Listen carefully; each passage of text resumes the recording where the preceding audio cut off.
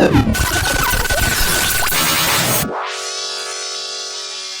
Hey guys, welcome back to my YouTube channel BTech insight. So इस video में हम basically पढ़ने वाले हैं टाइम शेयरिंग ऑपरेटिंग सिस्टम के बारे में। जैसे ऑपरेटिंग सिस्टम तो बहुत सारे तरीकों के होते हैं, ओके।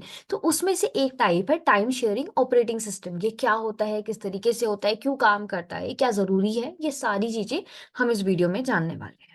ओके, तो सबसे पहले टाइम शेयरिंग ऑपरेटिंग सिस्टम होता क्या है। जैसे तो यहाँ पे डेफिनेशन लिखी हुई है, time sharing operating system enable multiple users to share a single computer system simultaneously allowing for effect।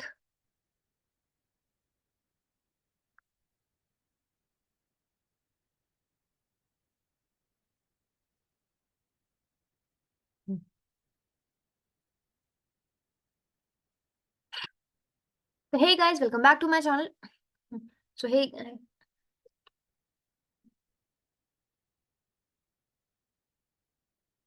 So hey guys, welcome back to my channel BTech Insight. तो इस वीडियो में हम पढ़ने वाले हैं टाइम शेयरिंग ऑपरेटिंग सिस्टम के बारे में। ये क्या होता है, किस तरीके से होता है, इसके एडवांटेजेस क्या है, फ्यूचर ट्रेंड क्या है, किस लिए काम करता है, ये हमारे लिए किस तरीके से यूजफुल हो सकता है, ये सारी चीजें हम इस वीडियो में जानने वाले हैं। तो सबसे पहले शुरुआत करते हैं डेफिनेशन के साथ। जैसे कि यहाँ पे डेफिनेशन लिखी हुई है, time sharing operating system enable multiple users to share a single computer system simultaneously allowing for efficient resource utilisation. तो बेसिकली क्या है हमारा, अगर मैं बहुत ज्यादा लीन वर्ड्स में यूज बोलूं, तो एक कंप्यूटर सिस्टम जिसमें हम मल्टीपल यूजर्स क्रिएट करते हैं और वो मल्टीपल यूजर्स साथ में उस सिस्टम को एक्सेस कर सकते हैं। ओके, सो जैसे विंडोज ऑपरेटिंग सिस्टम है, लाइनक्स ऑपरेटिंग सिस्टम है, तो एक बहुत ही ज्यादा लेम एग्जांपल है विंडोज ऑपरेटिंग सिस्टम का। आप सबने यूज किया होगा, और एक सिस्टम आपके पास चाहे डेस्कटॉप हो या फिर लैपटॉप हो, आपने उस पर अपने विंडोज ऑपरेटिंग सिस्टम में मल्टीपल यूजर्स क्रिएट करे होंगे। एंड वो पर एक लिमिटेशन वहां पे ये होती है कि वो पर्टिकुलर यूजर एक बार में एक सिस्टम को ही एक्सेस कर सकता है। आपका लैपटॉप हो या आपका डेस्कटॉप हो, एक यूजर ही उसे एक्सेस कर पाएगा। एंड दूसरा यूजर अगर लॉग इन करना चाहता है तो फर्स्ट यूजर को लॉग आउट करना पड़ेगा। ओके, तो वो क्या है, हमने मल्टीपल यूजर्स क्रिएट तो कर लिए, बट एक टाइम पर एक यूजर ही एक्सेस कर रहा है। But time sharing operating system में ऐसा नहीं है। हम आरडीपी या एसएसएच के through multiple users simultaneously work करते हैं। मतलब आपका एक ऑपरेटिंग सिस्टम है और आपने उसमें 10 यूजर्स क्रिएट कर दिए। नॉर्मल ऑपरेटिंग सिस्टम में क्या हो रहा था, आपने यूजर्स तो क्रिएट करा है, बट एक बार में एक ही यूजर यूज कर सकता है। करेक्ट। नॉर्मल ऑपरेटिंग सिस्टम में क्या होता था कि आपने यूजर्स क्रिएट कर और एक बार में एक यूजर ही यूज कर रहा है। एंड अब क्या है, यहाँ पे टाइम शेयरिंग ऑपरेटिंग सिस्टम में हमारे पास मल्टीपल यूजर्स हैं। वो आरडीपी रिमोट डेस्कटॉप के थ्रू या एसएसएच के थ्रू 10 यूजर्स हैं साइमल्टेनियसली, 10 यूजर्स आरडीपी या एसएसएच के थ्रू आपके सिस्टम, एक पर्टिकुलर सिस्टम को एक्सेस कर रहा है। तो इस सिस्टम की एग्जांपल होता है हमारे पास, जैसे लाइनेक्स या यूनिक्स ऑपरेटिंग सिस्टम हो गया, सर्वर्स हो गए, विंडोज सर्वर हो गया, वीएमवेयर सर्वर्स हो गए। तो ये सारे सर्वर्स होते हैं। इससे क्या होता है, हमारा जो रिसोर्स है वो रिसोर्स प्रॉपरली यूटिलाइज हो रहा है। अब मेरे पास एक सर्वर है जिसमें अराउंड 10 TB का स्पेस है एंड 64 GB रैम। ओके, सो अब मैंने क्या किया, मैंने उसमें 10 यूजर्स क्रिएट कर दिए and every single users I have assign a particular resource. Okay, ये रिसोर्स डायनेमिकली भी मैं असाइन कर सकती हूँ, स्टैटिकली भी मैं असाइन कर सकती हूँ एक पर्टिकुलर यूजर को। अब मैं रैम के बारे में बताऊं तो एक यूजर है, एक जिसमें मैंने सर्वर बताया, उसमें 64 GB रैम ऑलरेडी असाइंड है। मैंने 10 यूजर्स बनाए हैं एंड हर यूजर के टास्क के अकॉर्डिंग मैंने उन्हें रैम डिवाइड कर दिया, किसी को 10, किसी को 4, किसी को 2 GB रैम मैंने उन्हें असाइन कर दिया। Okay, and they are working, उन्होंने रिमोटली आरडीपी या एसएसएच के थ्रू कनेक्ट करा है एंड उस सिस्टम को रिमोटली दूसरे लोकेशन से एक्सेस कर रहा है। दूसरा location with in a network हो सकता है उनका, और या फिर या फिर अलग तरीके से जो उनका आर्किटेक्चर, इंटरनल आर्किटेक्चर जिस तरीके से उनका डिजाइन हो।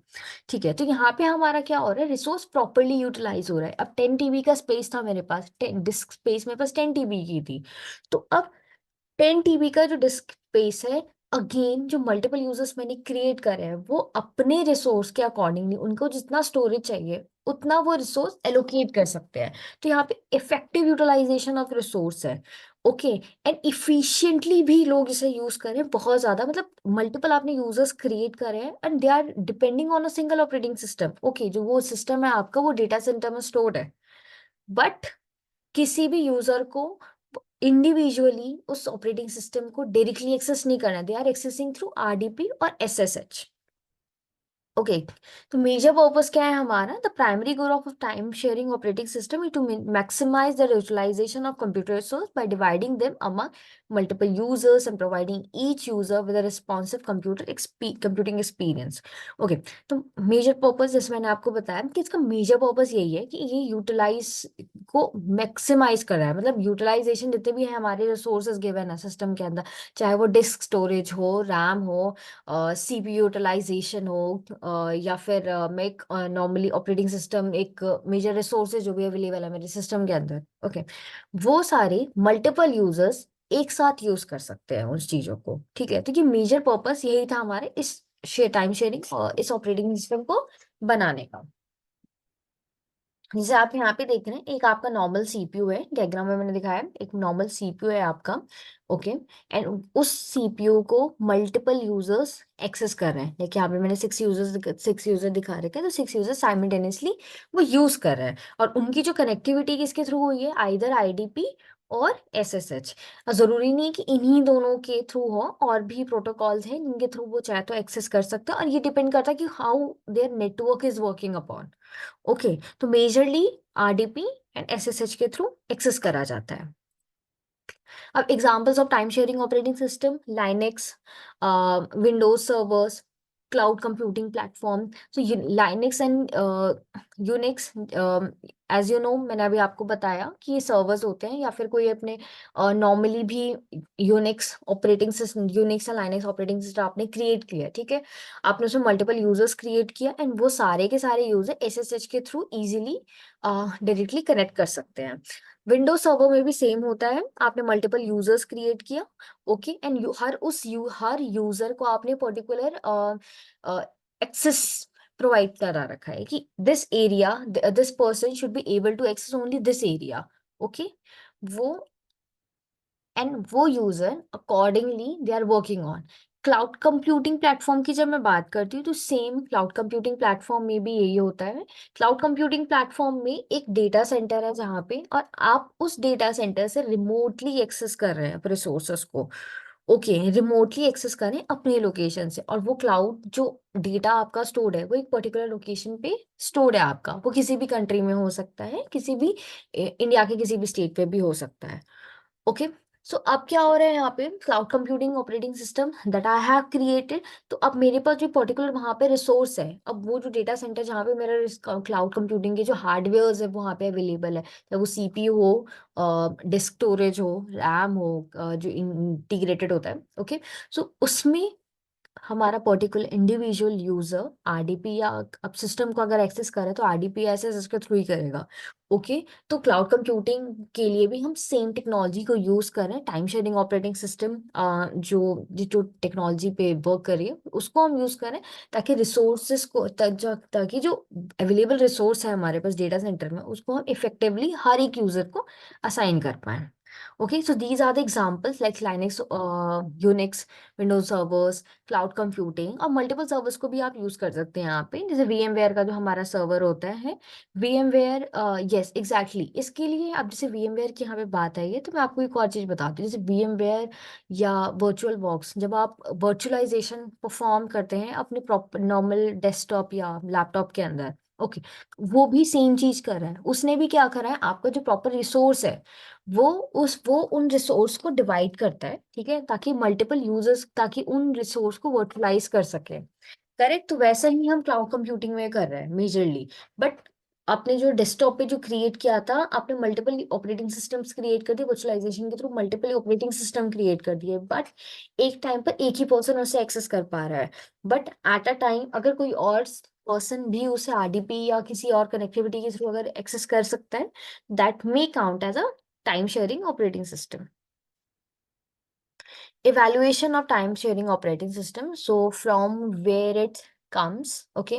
So हिस्टोरिकल कॉन्सेप्ट हमारा ये था कि 1960 1970 में जो सिस्टम जो कंप्यूटर्स बनाए जाते थे वो बहुत ज़्यादा कॉस्टली होते थे, okay. So it is not very much affordable for every single individual कि वो एक particular operating system particular computer खरीदे, या फिर हर एक इंडिविजुअल के लिए ऑफिस में या किसी भी गवर्नमेंट ऑर्गेनाइजेशन में हर एक इंडिविजुअल के लिए अलग अलग सिस्टम असाइन किया जाए with effect with the allowed resource, okay. तो उस कॉन्टेक्स्ट को देख करके इसको डेवलप किया, तो 1960 1970 में डेवलप किया. फिर नाउ अर्लियर इम्प्लीमेंटेशन की जब मैं बात करती हूँ तो एग्जांपल्स जो इसमें इंक्लूड होते कैम compatible time sharing system, CTSs develop at MIT and Multics projects जो डेवलप किए गए. CTSs जो हमारा डेवलप हुआ था मेजरली ताकि दूसरे जो यूजर्स हैं वो इजीली उसे एक्सेस कर पाए, and Multics for more security purpose, okay. तो ये कुछ ऐसी चीजें हैं जिन्हें डेवलप करी गई, ठीक है, so that time sharing operating system को और भी ज्यादा इफेक्टिवली यूज कर पाया. Now transition to modern system, time sharing concept pass the now transition to modern system. So अब ये जो ट्रांजिशन है हमारा, so now transition to modern system, अब मॉडर्न सिस्टम में भी ये सारी चीजें आ रही हैं जो डेवलप होती जा रही हैं, और इसने बहुत सारे न्यू सिस्टम्स को भी डेवलप किया.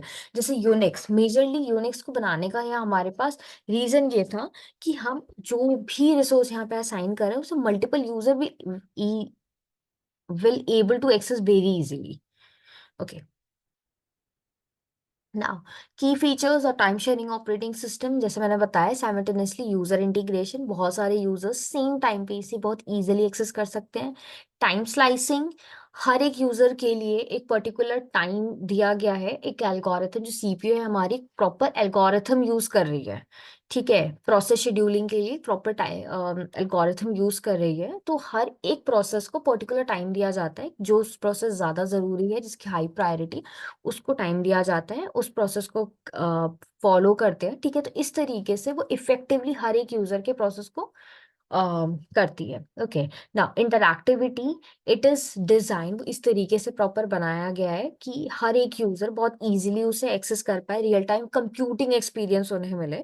दे आर नॉट लाइक, उन्हें कहीं से भी ये ना लगे कि वो जो सिस्टम यूज कर रहे हैं they are accessing remotely, okay. तो कहीं they need to feel like they are using it on real time computing size, okay.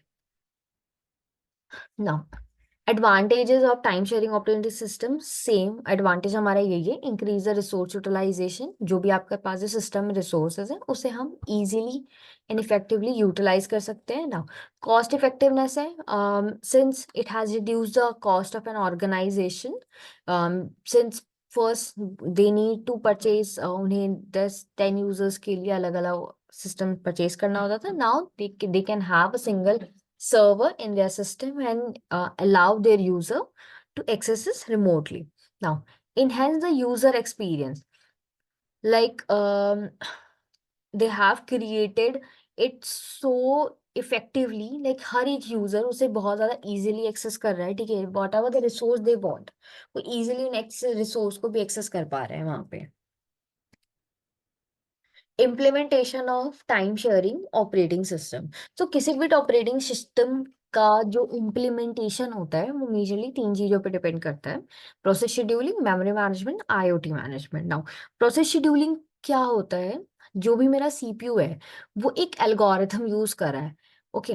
तो मेरा सीपीयू या किसी का भी सीपीयू वो एक एल्गोरिथम, एक प्रॉपर एल्गोरिथम यूज कर रहा है सो दैट वो प्रोसेस को शेड्यूल कर सके. जो प्रोसेस ज्यादा जरूरी है, the process has high priority, should be go first for in process, okay. And हर एक उसे कितनी देर तक रहना चाहिए, तो CPU will decide, the algorithm that CPU is using वो डिसाइड करेगा कि कौन सा प्रोसेस यूज होगा और कब and for how long, okay, कब तक के लिए प्रोसेस हमारा चलने वाला है. सो implementation of time sharing operating system, तो कोई भी ऑपरेटिंग सिस्टम हो मेजरली वो 3 चीजों पे डिपेंड करती है: process scheduling, memory management, input and output management. So majorly process scheduling क्या होता है, हमारा जो सीपीयू है वो पर्टिकुलर एल्गोरिथम पे वर्क करता है. जो सिस्टम है कोई भी सिस्टम जब वर्क करना शुरू करती है तो बैकग्राउंड में बहुत सारे प्रोसेस क्रिएट करती है। वो प्रोसेस हमारे एग्जीक्यूट होते हैं सीपीयू के पास जाकर। अब जितने भी प्रोसेस क्रिएट हुए हैं वो सीपीयू के पास जाएंगे। सीपीयू का एल्गोरिथम विल डिसाइड कि कौन सा प्रोसेस वर्क करेगा, कैसे वर्क करेगा, ठीक है, और कब तक वर्क करेगा। वो सारी चीजें सीपीयू डिसाइड करती है, ठीक है। सो इस टाइम पे जब मल्टीपल यूजर्स वर्क कर रहे होते हैं तो सीपीयू को उस तरीके से वर्क करना होगा। Okay, they need to work in such a way कि जितने भी प्रोसेस क्रिएट हुए हैं, ठीक है, वो इजीली एग्जीक्यूट हो जाए। ओके, नाउ मेमोरी मैनेजमेंट की जब मैं बात कर रही हूँ, जब मल्टीपल यूजर्स हैं तो मेमोरी एलोकेशन भी चाहिए होगा हर एक पर्टिकुलर यूजर को। लाइक कोई भी आप प्रोसेस क्रिएट कर रहे हैं, आपने कोई भी इंस्ट्रक्शन दिया है सिस्टम को, कोई भी डेटा स्टोर करना है, आपके पास इंस्ट्रक्शन स्टोर करना है या डेटा स्टोर करना है, तो उसके लिए हमें रैम की जरूरत है। तो सिस्टम में रैम जो आपका मेमोरी है उसे आप किस तरीके से एलोकेट करें अब पर्टिकुलर यूजर को। ओके, आपका डिस्क स्टोरेज है। अब डिस्क स्टोरेज जितना स्पेस यूजर के रिक्वायरमेंट पे है उसे देना। ओके, तो अगर मल्टीपल यूजर्स हैं तो मेमोरी किस तरीके से मैनेज हो रही है हर एक पर्टिकुलर यूजर के लिए, ताकि किसी भी यूजर को इशू ना हो सिस्टम यूज करते time. Now input and I output management, time sharing. अब ये थोड़ा सा ट्रिकी पार्ट है यहाँ पे। Time sharing system manage concurrent input and output operations for multiple users to ensure smooth system operations. So इसमें क्या है, जब मैं आरडीपी एसएसएच के थ्रू सिस्टम को एक्सेस कर रही हूँ, ओके, तो हर एक सिस्टम, जब मैं एक पर्टिकुलर सिस्टम पर ही एक्सेस कर रही होंगी, ओके, तो हर एक सिस्टम के लिए एक अलग एक्सटर्नल डिवाइसेस होते हैं, okay, like mouse, keyboards and all. But एक जो सर्वर है मेरा, जो मेजर सर्वर है, जिस सर्वर पर initially time sharing operating system installed है, ओके, उस सिस्टम से भी कुछ एक्सटर्नल डिवाइसेस कनेक्टेड है, just like printers. Okay, printer हर एक यूजर के सिस्टम से कनेक्टेड नहीं हो सकता, बट मेजरली वो सर्वर से कनेक्टेड है। बट जो एक्सटर्नल डिवाइस सर्वर से नहीं, एक नॉर्मल यूजर्स के साथ कनेक्टेड है, वो इफेक्टिवली वर्क करें। ठीक है, कि आपका सिस्टम है, आप आरडीपी तो ले रहे हो, आपका मेमोरी मैनेजमेंट है, जो प्रोसेस शेड्यूलिंग है वो मेजर सीपीयू मेजर सर्वर के पास हो रहा है। पर जो आईओटी आप यूज करें, that should be in your system. कि आपकी जो आईओटी की इंस्ट्रक्शन है वो सर्वर के सिस्टम के इंस्ट्रक्शन नहीं लेगा, वो आपके सिस्टम जिसमें आप रिमोटली एक्सेस करें उसके इंस्ट्रक्शन लेगा and they will follow it. Okay, तो उनके इंस्ट्रक्शन जो आपके इनपुट एंड आउटपुट मैनेजमेंट में मेजरली यही होता है कि आपने जो भी सिस्टम कमांड प्रोसेस करा है, ओके, वो कमांड आपके external devices like CPU mouse के थ्रू ही हो। Now, what are the applications of time sharing operating system? So, सबसे पहले तो ये मेन फ्रेम में यूज किया जाता है। Time sharing system widely initially developed for large scale mainframe environment allow multiple user to share a single mainframe computers। Okay, तो majorly से बनाया गया था मेन फ्रेम कंप्यूटर, जो बहुत बड़े बड़े सिस्टम्स होते हैं, they are evenly they are very costly. Okay, तो उस इतने कॉस्टली सिस्टम को around hundreds of people or thousands of people, sometimes in lakhs of people can access simultaneously। Okay, तो मेन फ्रेम जैसे बड़े बड़े सिस्टम्स में यूज करते हैं। क्लाउड कंप्यूटिंग के लिए मैंने बोला कि वर्चुअलाइजेशन दैट वी यूज। तो डेटा सेंटर्स होते हैं, बड़े बड़े डेटा सेंटर्स होते हैं जहाँ पे क्लाउड कंप्यूटिंग के रिसोर्सेज वहाँ पे स्टोर्ड है, ठीक है, उन्हें हम रिमोटली एक्सेस कर रहे हैं। तो हाउ वी आर एक्सेसिंग, हमें उन रिमोटली हम उन्हें एक्सेस कर रहे हैं। हमें घर से हम रिमोटली एक्सेस करते हैं क्लाउड डेटा सेंटर से डेटा को, तो वो भी सेम टेक्निक्स यूज करें। They have a very heavy system and उसमें उन्होंने हम मल्टीपल यूजर्स क्रिएट करा है एंड वो उन्हें आरडीपी और एसएसएच के थ्रू यूज कर रहे हैं। तो क्लाउड कंप्यूटिंग मेजर जो टेक्निक्स जो यूज कर रही है वो टाइम शेयरिंग ऑपरेटिंग सिस्टम का है। ओके, सो रिमोट डेस्कटॉप सर्विस, अगर किसी को आरडीपी पे वर्क करना है, रिमोटली कनेक्ट करना है किसी यूजर को, तो वो इस चीज को यूज कर सकता है। Now, what are the challenge? What are the challenges and the limitation that people face while using time sharing operating system? So performance overhead हो सकता है, लाइक अगर मल्टीपल यूजर्स यूज कर रहे हैं एंड जो सिस्टम का बेस रिसोर्स है वो इफ इतना नहीं है कि it's not very much, okay, at the time performance issue हो सकता है। Okay, resource continuity same, resource degradation की वजह से परफॉर्मेंस डिग्रेडेशन हो सकती है। ओके, सिक्योरिटी कंसर्न भी रहता है because majorly major users are connected through the same system, तो वहां पे सिक्योरिटी कंसर्न भी एक मेजर इशू है। फ्यूचर ट्रेंड्स क्या है, जो फ्यूचर में किस तरीके से और ज़्यादा काम करेगा, तो कंटेनराइजेशन एंड वर्चुअलाइजेशन एक वो कॉन्सेप्ट है जिस पे वो वर्क कर रहे हैं। तो वर्चुअलाइजेशन जैसा वो का बताया मैंने, क्लाउड कंप्यूटिंग, किस तरीके से हम एक डेटा सेंटर में जो सिस्टम स्टोर्ड है उसको हम रिमोटली एक्सेस कर रहे हैं, ठीक है, और उसमें मल्टीपल यूजर्स बना रखे हैं और मल्टीपल यूजर्स एक्सेस कर रहे हैं, ठीक है। कंटेनराइजेशन सेम, कि हम कंटेनर्स को प्रायोरिट कर रहे हैं यहाँ पे, ओके। नाउ एज कंप्यूटिंग क्या होती है, अब एज कंप्यूटिंग भी हमारे फ्यूचर एंड में है। As the time sharing principle are applied to edge computing environment to optimise resource utilisation to improve responsiveness. तो एज कंप्यूटिंग क्या होती है, सबसे पहले तो हमें ये जानना है। तो मेजरली एज कंप्यूटिंग क्या होती है, आपने जो भी डिसेंट्रलाइजेशन प्रोवाइड करा रही है हमारे पास, ओके। फॉर एन एग्जाम्पल आपने एक स्मार्ट वॉच पहनी है, जस्ट फॉर एन एग्जाम्पल आपने एक स्मार्ट वॉच पहनी हुई है, उसमें क्या होगा, आप एक्सरसाइज कर रहे हैं तो वो, आप एक्सरसाइज कर रहे हैं, आप नॉर्मली रन कर रहे हैं, तो वो सारा डेटा आपके स्मार्ट वॉच में रिकॉर्डेड होगा। उसके बाद वो क्या करेगा, उस डेटा उसने कलेक्ट किया, वो कुछ एनालिसिस परफॉर्म करेगा एंड उस एनालिसिस के अकॉर्डिंगली आपको एक आउटपुट शेयर करेगा, ठीक है। तो ये स्मार्ट वॉच की एक्टिविटी होती है। तो मेजरली क्या होता है कि स्मार्ट वॉच पहना, स्मार्ट वॉच ने डेटा कलेक्ट किया, वो डेटा वो एक एक्सटर्नल सर्वर को देगा, ठीक है, कि इंटरनेट से कनेक्टेड होना चाहिए आपका स्मार्ट वॉच। आपका जो भी डेटा है वो एक्सटर्नल सर्वर से जाकर ये कनेक्ट होगा और एक्सटर्नल सर्वर के बाद वहां पे प्रोसेसिंग होगी और वो डेटा आपके सिस्टम में स्टोर होगा, ओके। बट ये इस चीज को रिमूव कर दिया गया है, ये जो एक स्टेप था जो घूम करके जाता था, उस चीज को हमने रिमूव करा है। सो एज कंप्यूटिंग में क्या होता है, आपने डेटा स्टोर किया, आपने रिस्ट वॉच पहनी हुई है, ओके, स्मार्ट वॉच पहनी है आपने, डेटा स्टोर किया आपके सिस्टम में आया, और वो डेटा क्या हो रहा है, इजीली सिस्टम में आ गया। अब वो डेटा क्या हो रहा है, उसमें एनालिसिस परफॉर्म होगी और वो एनालिसिस किसी सेंट्रलाइज प्लेस पे नहीं, वो उसी वॉच के अंदर होगी, okay. The watch has certain AI algorithm कि जो भी डेटा हमारे पास रिलीज हो रहा है, ठीक है, जो भी डेटा है जो रिलीज हो रहा है हमारे पास, वो इसी पर्टिकुलर एल्गोरिथम्स के तहत ही वर्क कर रहे हैं। तो ये है हमारा majorly cloud computing, cloud edge computing वाला पार्ट, कि आपने जो भी डेटा स्टोर किया है, आपने के पास जो भी डेटा है वो इजीली उसी जगह से एक्सेसिबल हो, ओके। लाइक आपके पास जो, लाइक फॉर एन एग्जांपल आपके पास जो वॉच थी, आप उसकी बात करें, तो डेटा है वो रिलीज हुआ एंड वो डेटा वहीं पे प्रोसेस होकर आपको रिजल्ट शो करेगा, ठीक है ना। ये हमारे फ्यूचर ट्रेंड में जैसे H computing. Now AI and ML learning, so integration of time sharing technique is distributed AI system in resource management and scalability. तो एआई को भी यूज कर रहे हैं हम टाइम शेयरिंग ऑपरेटिंग सिस्टम में, सो दैट जो डिस्ट्रीब्यूटेड सिस्टम है हमारा वो बहुत ज्यादा इजीली वर्क करें, okay. So here this is all for this lecture, time sharing operating system. Till then stay tuned and stay